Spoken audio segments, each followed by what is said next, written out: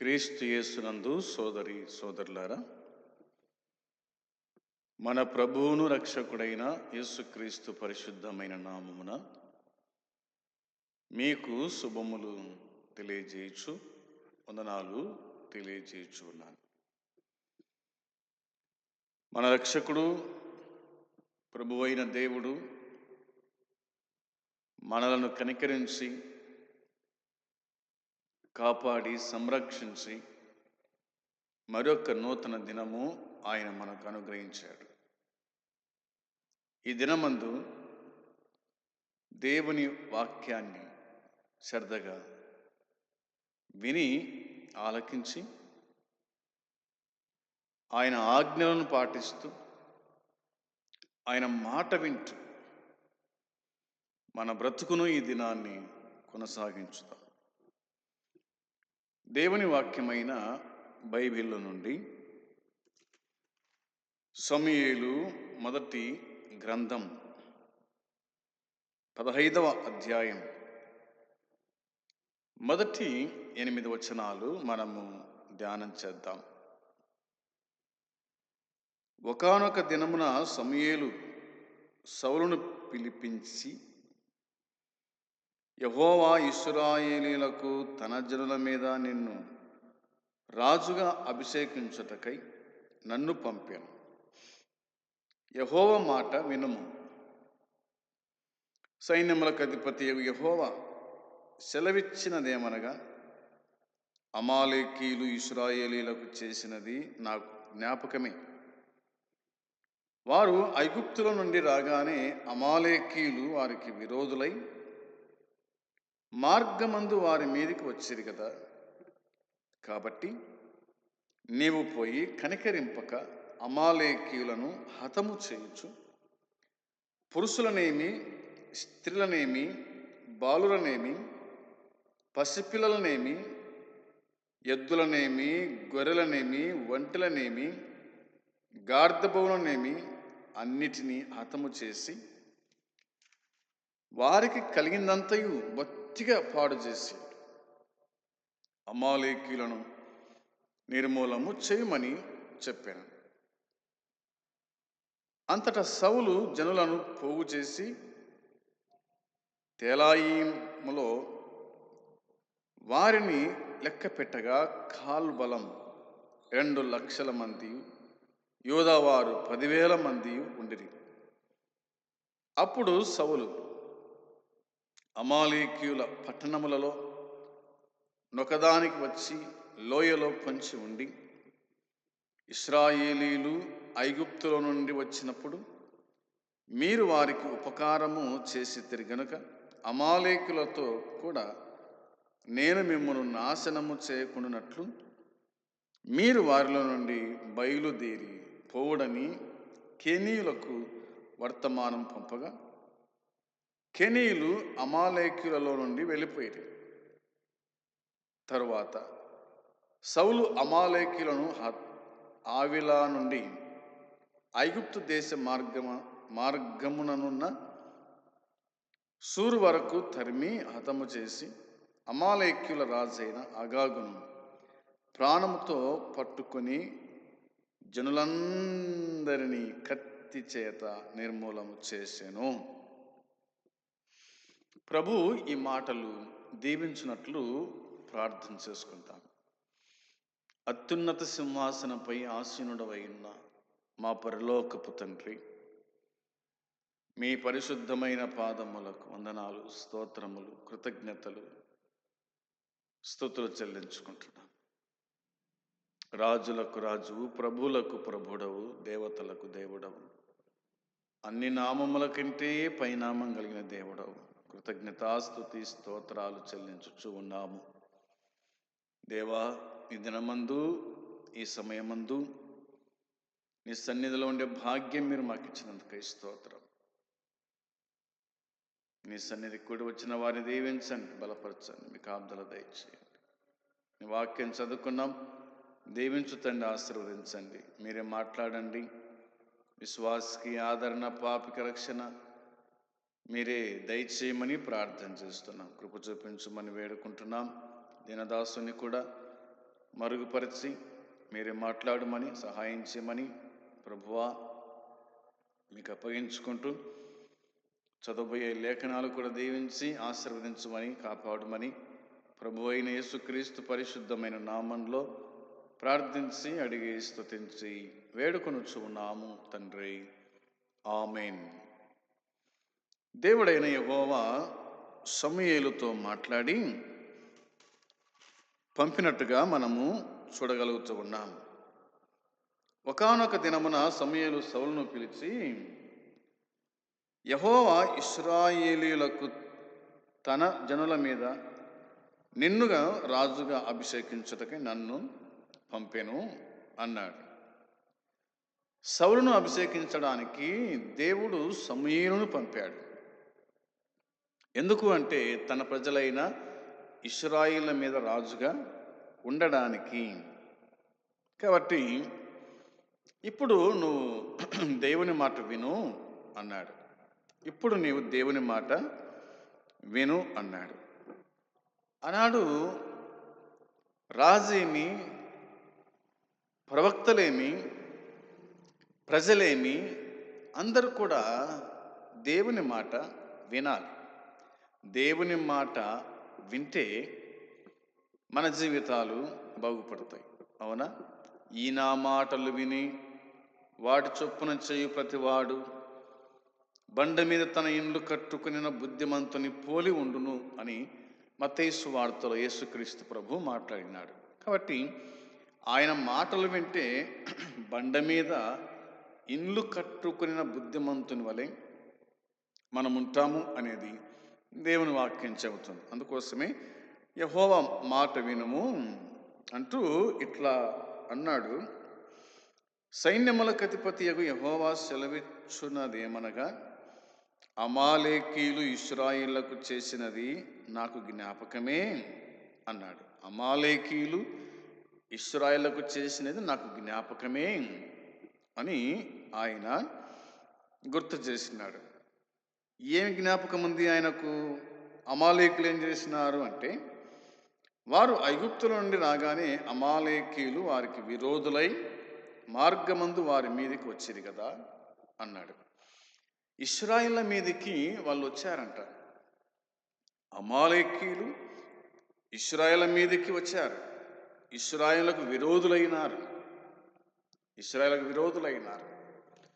విరోధులైనారు. ఎప్పుడు విరోధవుతాడు ఒక వ్యక్తి? అవునా? ఇట్లా చెప్పుకోవచ్చునేమో. ఎప్పుడైతే తాను చెప్పిన మాట మనం వినమో, మనం చెప్పిన మాట వారు వినరో, అప్పుడు విరోధులు అవుతారు. ఇశ్రాయేలీయులు అమాలేకీయుల యొక్క మార్గము గుండా వెళ్ళవలసి వచ్చినప్పుడు మోషే కబురు పెట్టాడు. మేము మీ దేశం మీద వెళ్ళాలనుకుంటున్నాం, మా దేశానికి.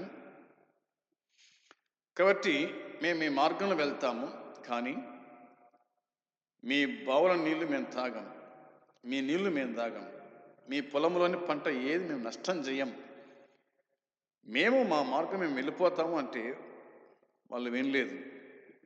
వినకుండా యుద్ధానికి కూడా వచ్చినట్టుగా మనం చూస్తాం బైబిల్లో. కాబట్టి అందుకే నా ప్రజలకు వాళ్ళు విరోధులైనారు, మీరేం చేస్తారంటే మీరు వెళ్ళండి. అవునా? వారిని కనికరింపక, 3వ వచనంలో వారిని కనికరింపక అమాలేకులను హతము చేయుచు అన్నమాట ఉంది. ఇలాంటి వారిని కనికరింపకూడదు. ఎవరైతే దేవుని ప్రజలకు విరోధులైతారో అలాంటి వారి మీద దేవునికి కోపం ఉంటుంది అనేది కూడా జ్ఞాపకం చేసుకోవాలి. అందుకోసమే వారిని కనికరింపక పురుషులనేమి, స్త్రీలనేమి, బాలులనేమి, పసిపిల్లలనేమి, ఎద్దులను, గొర్రెలను, ఒంటెలను, గాడిద బోవలను అన్నిటినీ కూడా హతము చేయండి. వారికి కలిగినంత బొత్తిగా పాడు చేయండి, అమాలేకులను నిర్మూలన చేయండి అని దేవుడు ఆజ్ఞాపించినాడు సౌలు రాజుకు. దేవుడు తెలియచేశాడు సౌలు రాజుకు. కాబట్టి ఇక హతము చేయాల్సిందే. దేవుడు చెప్పిన మాట సౌలు వినాలి, సౌలు చెప్పిన మాట ప్రజలు వినాలి. అందరూ వెళ్ళి ఎవరిని కనికరింపకూడదు. పసిపిల్లోడే అని, గర్భిణీ స్త్రీ అని. ఎందుకు అంటే వాళ్ళు అమాలేకీయులు, దేవుని ప్రజలకు విరోధులైనారు, యుద్ధానికి రెడీ అయినారు. ఇలాంటి వారిని ఎందుకు కనికరింపాలా? అందుకే వారిని నిర్మూలన చేయండి. మొక్క అది పెరిగి పెద్దగా అవుతుంది కాబట్టి పసి పిల్లలను కూడా చంపేయండి, ఎవరు ఉండడానికి వీలు లేదు అని ఆయన చెప్పాడు. ఇదే మాటలే మనము ఆదికాండం చూడగలుగుతాం. ఆదికాండము 6వ అధ్యాయంలో, ఆదికాండము 6వ అధ్యాయము 5వ వచనం చూడగా ఇలాగ బైబిల్ చెబుతుంది. 6వ అధ్యాయం 5వ వచనంలో, నరుల చెడుతనము భూమి మీద గొప్పదనియు, వారి హృదయం యొక్క తలంపులలోని ఊహ అంతయు ఎల్లప్పుడూ కేవలము చెడ్డదనియు యెహోవా చూచి, తాను భూమి మీద నరులను చేసినందుకు యెహోవా సంతాపము నుండి తన హృదయములో నొచ్చుకొనెను. అప్పుడు యెహోవా, నేను సృజించిన నరులతో కూడా జంతువులను, పురుగులను, ఆకాశ పక్షులను భూమి మీద నుండకుండా తుడిచివేయుదును. ఏలైనగా నేను వారిని సృష్టించినందుకు సంతాపము నందుచున్నాను నేను అని మాట్లాడుతాడు. దేవుడైన యెహోవా నరులను చూడగా, ప్రజలను చూడగా వారు చెడిపోయిరి అన్నమాట. నరుల చెడుతనము భూమి మీద గొప్పది, వారి హృదయం యొక్క తలంపులను ఊహ అంతా ఎల్లప్పుడూ కేవలం చెడ్డది. కాబట్టి ఇక వీరిని నిర్మూలన చేస్తాను. వీరి ఆలోచన బాగలేదు, వీరి పద్ధతి బాగలేదు, వీరి మాటలు బాగలేవు, వీరి ప్రవర్తన బాగలేదు, వీరు చెడిపోయినారు, నన్ను అనుసరించడం లేదు, నా మాట వినటం లేదు. కాబట్టి నేను వీరిని నిర్మూలన చేస్తాను. వీరితో పాటు జంతువులను, ఆకాశ పక్షులను, అవునా, భూమి మీద ప్రాకు ప్రతి జీవిని కూడా నేను నాశనం చేస్తాను అని ఆయన నిర్ణయం చేసుకుని నోవాహుతో చెప్పిన మాట అది కదా. నోవాహు, నేను ఈ పని చేయాలనుకుంటున్నాను, కాబట్టి నీ నిమిత్తము, నీ కుటుంబం నిమిత్తం ఓడ తయారు చేసుకో అని చెప్పినట్టుగా మనం చూస్తాం. ఓడ తయారైన తర్వాత దేవుడు ప్రచండమైన వర్షం కురిపించినాడు. అందరినీ కుడక, పశువులనేమి, ఒంటెలనేమి, జంతువులనేమి, ఆకాశ పక్షులనేమి, అవునా, ప్రతిది కూడా ఆయన నిర్మూలన చేసేసినాడు. దేవుడు ఏదైతే అనుకుంటాడో దాన్ని ఖచ్చితంగా చేస్తాడు అన్నది మనం గుర్తుంచుకునేవారుగా ఉండాలి. అందునిమిత్తమే కనికరించొద్దు, కనికరం చూపించొద్దు అని దేవుడు చెప్తే ఏం చేశాడు సౌలు? అవునా, ఏం చేశాడు ఈ సౌలు రాజు అంటే? దేవుని వాక్యమే మనము చూడగా ఇలాగా మనకు వాక్యం చెబుతున్న మాట. ఆ మాట చదువుకుందాం. 9వ వచనంలో, సౌలును జనులను కూడి అగాగును గొర్రెలలోను ఎడ్లలోను క్రొవ్విన గొర్రె పిల్లలను మొదలైన వాటిలోను మంచి వాటి నిర్మూలన చేయక కడగా నుంచి పనికిరాని నీచ పశువులన్నిటినీ నిర్మూలన చేశారు అన్నమాట. దేవుడేమో కనికరించొద్దు, ప్రేమ చూపించొద్దు. అది బలమైనది కావచ్చు, బలహీనమైనది కావచ్చు, బలమైనడు కావచ్చు, బలం లేనడు కావచ్చు, నిర్మూలన చేయండి అని ప్రభువు చెప్తే ఈయనేం చేసినాడు? జనులు ఏం చేసినారు? అగాగును చంపలేదు. గొర్రెలలోను, గొడ్లలోను, ఎడ్లలోను, క్రొవ్విన గొర్రెలను మొదలైన వాటిలో మంచి వాటి నిర్మూలన చేయక కడగా ఉంచినారు. పనికిరాని వాటిని నిర్మూలన చేసినారు. వాక్యం చెప్తున్న మాట చూడండి. 10వ వచనములో, అప్పుడు యెహోవా వాక్కు సమూయేలునకు ప్రత్యక్షమయ్యేలాగు సెలవిచ్చాను. అప్పుడు యెహోవా వాక్కు సమూయేలునకు ప్రత్యక్షమయ్యేలాగు సెలవిచ్చాను. సౌలు నన్ను అనుసరింపక వెనక తీసి నా ఆజ్ఞలను గైకొనకపోయెను గనుక అతనిని రాజుగా నిర్ణయించినందుకు నేను పశ్చాత్తాపపడుచున్నాను అని సౌలు గురించి సమూయేలుకు దేవుడు చెప్పినాడు. సౌలు నన్ను అనుసరించటం లేదు, ఒకటి. రెండవది వెనక తీసినాడు. ఒకటి అనుసరించటం లేదు, రెండవది వెనక తీసినాడు అనే మాట కనిపిస్తుంది. మూడవది నా ఆజ్ఞలను గైకొనకపోయాను. నా ఆజ్ఞలు గైకొనలేదు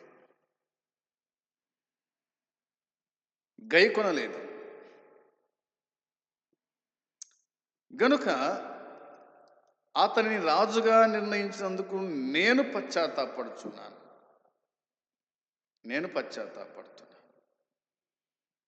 అని అన్నాడు. దేవుడు చెప్పిన మాట తాను వినలేదు. దేవుని ఆజ్ఞలు తాను పాటించలేదు.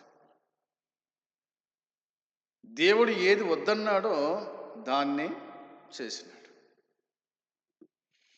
అందుకనే దేవుడు పశ్చాత్తాప పడుతూ ఇక నేను అతని రాజుగా ఉండనీయను అని చెప్పినాడు. ఏం జరిగింది? వచనం 11లో, అందుకు సమూయేలు కోపావేశుడై రాత్రంతా యెహోవాకు మొరపెట్టుచుండెను అని ఉంది. చేసిందేమో ఒకరు, రాత్రంతా ప్రార్థించిందేమో సమూయేలు. అవునా? సౌలు చేసిన పనికి సమూయేలు యెహోవా సన్నిధిలో రాత్రంతా ప్రార్థన చేశాడు. ఏమని ప్రార్థించుంటాడు? రాత్రంతా సౌలు గురించి ప్రార్థించుంటాడు. ఏం లేదు, ప్రభువా క్షమించండి, సౌలును క్షమించండి, మళ్ళా చెప్పి చూస్తాను, అతని అవివేకతనాన్ని క్షమించండి, బతిమాలుకు ఏంటాడు. అవునా? వచనం 12లో, ఉదయమున సమూయేలు లేచి సౌలును ఎదుర్కొంటకు పోగా సౌలు కర్మెలునకు వచ్చి అక్కడ జయసూచకమైన శీలాను నిలిపి తిరిగి గిల్గాలునకు పోయినన్న సమాచారము వినెను. తరువాత అతడు సౌలు వద్దకు రాగా సౌలు, యెహోవా వలన నీకు ఆశీర్వాదము కలుగునుగాక, యెహోవా ఆజ్ఞను నేను నెరవేర్చితిననగా. ఇప్పుడు సమూయేలు కనిపించగానే సౌలు అంటున్నాడు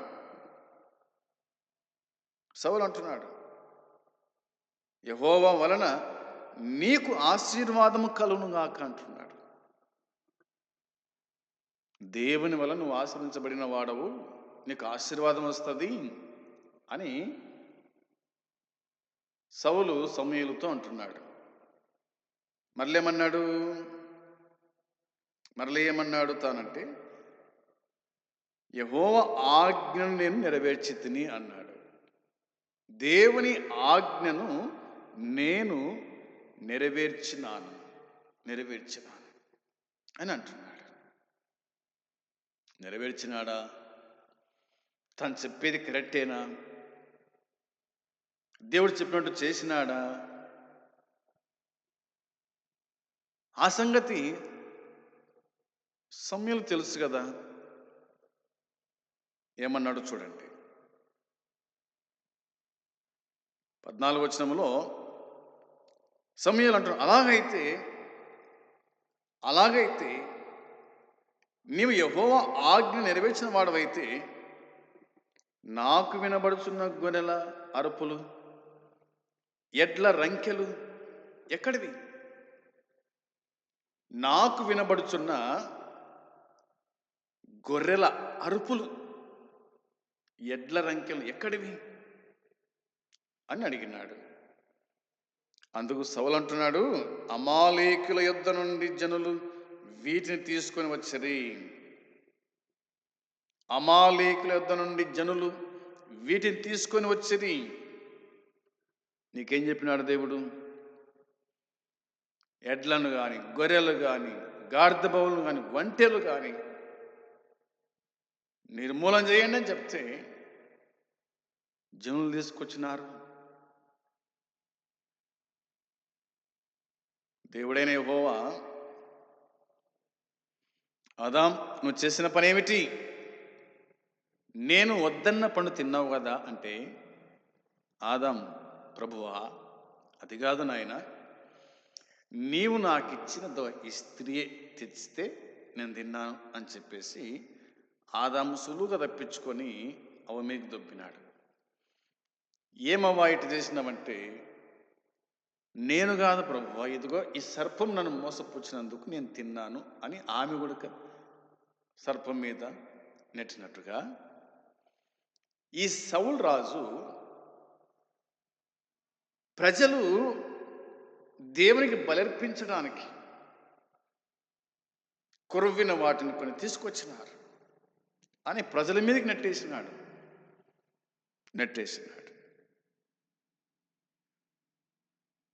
అంత మాత్రం కాకుండా ఏమంటున్నాడంటే, నీ దేవుడైన యెహోవాకు బలు అర్పించుటకు జనులు గొర్రెలలోను ఎడ్లలోను మంచి వాటిని ఉండనిచ్చిరి, మిగిలిన వాటిని మేము నిర్మూలము చేసితిమి అన్నాడు. నీ దేవుడైన యెహోవాకు బలు అర్పించటానికి మంది సొమ్ము దేవునికి ఇవ్వడానికి, మంది సొమ్ము దేవునికి బలర్పించడానికంట. దేవునికి బలర్పించడం అంటే నీ సొమ్ము, నీ గొర్రెలు, నీ ఎడ్లు దేవునికి బలర్పించు. కానీ మంది సొమ్ము ఎట్లా అర్పిస్తావు బలి? అవునా? మంది సొమ్ము ఎట్లా ఇస్తావు? అది కాదు కదా. యెహోవాకు బలర్పించాలంటే నీ గొర్రెలను వాడుకో, నీ ఎడ్లను వాడుకో. కానీ పాపిష్టి సొమ్ము, దేవుడు వద్దన్నటువంటి అమాలేకుల యొక్క గొర్రెలు, ఎడ్లు ఎలాగా దేవునికి బలర్పించాలనుకుంటున్నావు? బలర్పించిన దేవుడు అంగీకరిస్తాడా? వాక్యం చెప్తున్న మాట ఏమిటంటే, రోమ 12:1 వాక్యం చెప్తున్న మాట ఏమిటి? ఏమన్నాడు పౌలు? కాబట్టి సహోదరులారా, పరిశుద్ధమును దేవునికి అనుకూలమునైన సజీవ యాగముగా మీ శరీరములను ఆయనకు సమర్పించుకున్నాడని దేవుని వాత్సల్యమును బట్టి మిమ్మల్ని బతిమాలుకొనుచున్నాను. ఇట్టి సేవ మీకు యుక్తమైంది అన్నాడు.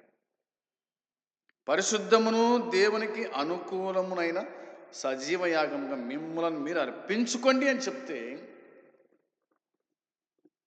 అర్పించుకోమని చెప్తే మంది వాటిని తెచ్చి అర్పిస్తా, నేను కాదు, నన్ను నేను కాదు అంటే ఎట్లయితుంది అది? అవునా? అది కూడా మళ్ళీ అంటున్నాడు, నీ దేవుడైన యెహోవాకు, మా దేవునికి అని చెప్పటం లేదు, లేదా మన దేవునికి అని చెప్పటం లేదు, నీ దేవుడైన యెహోవాకు. 16వ వచనంలో సమూయేలు నీవు మాట్లాడ పని లేదు. యెహోవా రాత్రి నాతో సెలవిచ్చిన మాట నీకు తెలియజేతును, వినుమని సౌలుతో అనగా సౌలు చెప్పమని. అందుకు సమూయేలు, నీ దృష్టికి నీవు అల్పడువుగా ఉన్నప్పుడు ఇశ్రాయేళ్ల గోత్రములకు శిరస్సు అయితివి. యెహోవా నిన్ను ఇశ్రాయేళ్ల మీద రాజుగా అభిషేకించినాడు. యెహోవా నిన్ను సాగనంపి నీవు పోయి పాపాత్ములైన అమాలేకులను నిర్మూలము చేయి, వారు లయమగు వరకు వారితో యుద్ధము చేయమని సెలవేగా, నీవు ఎందుచేత యెహోవా మాట వినక దోపుడు మీద ఎగబడి ఆయన దృష్టికి కీడు చేసితివని. చెప్పింది ఏంది, నువ్వు చేసేది ఏంది? అవునా?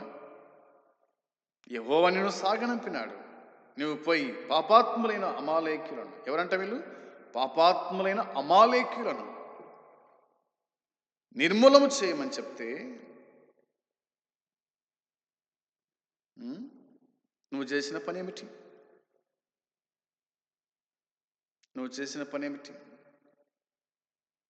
నువ్వు ఎందుచేత యెహోవా మాట వినక దోపుడు మీద ఎగబడి ఆయన దృష్టి కీడు చేసితివి? దోపుడు మీద ఎగబడ్డాడంట. ఆకని అదే పని చేసినాడు. ఎరుకో సొమ్ము దేన్ని ఆశించొద్దు అని దేవుడు చెప్తే ఆకాన్ బంగారు, వెండి, వస్త్రాలు తీసుకొని తన గుడారములో దాపెట్టుకున్నాడు. బయటపడింది కదా. ప్రియమైన సోదరి సోదరులారా, దోపుడు సొమ్ము మీద అనగా మంది సొమ్ము మీద ఏమాత్రం కూడా మనము ఇష్టపడకూడదు. దేవుడు మనకిచ్చింది మనం తీసుకోవాలి. అది గొప్ప భాగ్యం అని ఎంచుకోవాలి. మంది సొమ్ము మీద ఎగబడితే ఇట్టనే ఉంటుంది పరిస్థితి. వాక్యంలో ఉన్న మాట మనం చదువుకోవాలి. అవునా? వచ్చిన 20లో రాయబడిన మాట, అందుకు సౌలు, ఆ మాట అనవద్దు. మళ్ళా ఇదొకటి, ఆ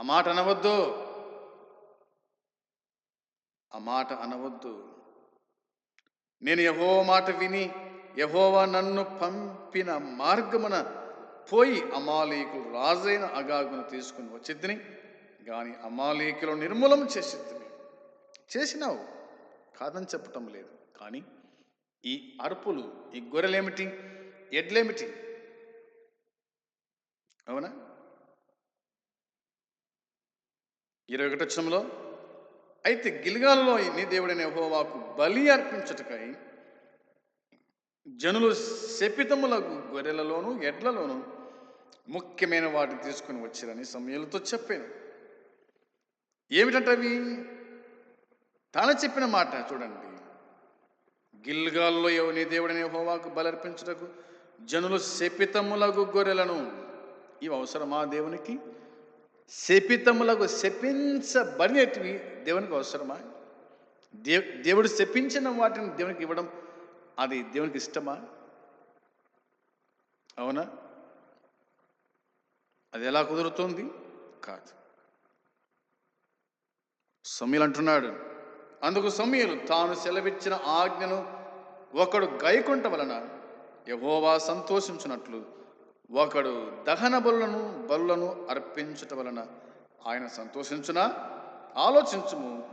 బలులు అర్పించుట కంటే ఆజ్ఞను గైకొనుటయు పొట్టెన్ల కొరు అర్పించుట కంటే మాట వినుటయు శ్రేష్టము అని ఆయన చెప్పినట్టుగా దేవుని వాక్యం చెబుతుంది. బలులు అర్పించుట కంటే, అవునా? వాక్యంలో రాయబడిన మాట. ఆయన సంతోషిస్తాడు నువ్వు బలర్పిస్తే. నీవు పర్ఫెక్ట్గా జీవిస్తే దేవుడు సంతోషిస్తాడు. కానీ బలుల వలన, నైవేద్యం వలన ఏ మనిషి కూడక దేవుని సంతోషపెట్ట నేరడు. ఆయన మాట అంతే కదా. ఆలోచించము, బలులు అర్పించుట కంటే ఆజ్ఞను గైకొనుటయు పొట్టేళ్లకు అర్పించుట కంటే మాట వినుట శ్రేష్టం. మాట వినుట శ్రేష్టం. మాట వినొచ్చా? ఇవన్నీ ఆయనకు సంతోషం అంటూ లేవు.